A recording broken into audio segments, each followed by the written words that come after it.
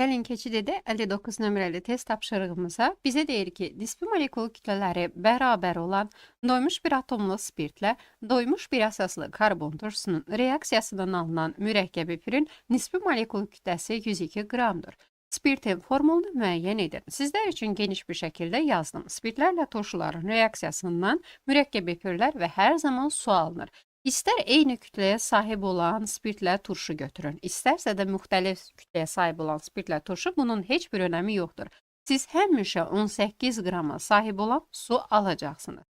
Və əzizlərim, bizə deyir ki, əgər mürəkkəb efirin kütləsi 102 qramdırsa, biz nə demişdik? Reaksiya daxil olan maddələrin cəbri cəmi, yəni M plus M, reaksiyada alınan maddələrin cəmini, yəni 102 qram efirlə 18 qram suyun cəminə bərabərdir. O zaman 2M bərabərdir 120-yə, M də bərabər 60 qrama deyə bilərik.